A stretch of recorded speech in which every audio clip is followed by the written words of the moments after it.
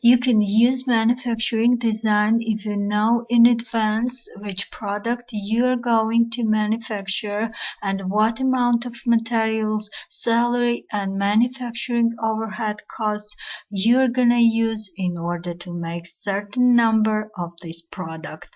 Let's access the menu manufacturing and design. For that, you can find two tables on this screen. Here in the upper table, we should specify finished product with code, name, and quantity.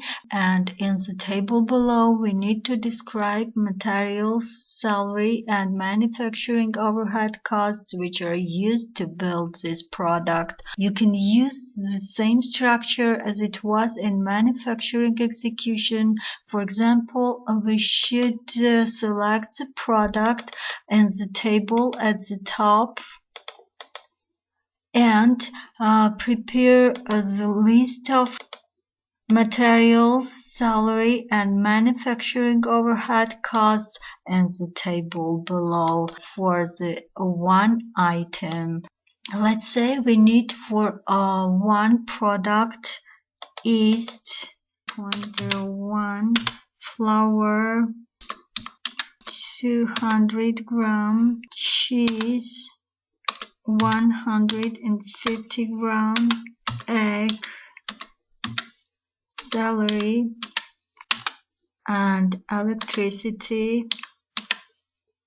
So we can prepare the list of products in advance with corresponding materials, manufacturing overheads, and salaries, and then use this already prepared list in manufacturing execution. Let's look at how you can do that. So move to the manufacturing execution. Let's add new record. Choose import from manufacturing design, and the design screen will open. From this screen we can choose the product which we're going to manufacture. Let's say we want to produce 25 items of this product, so we only need to correct quantity here.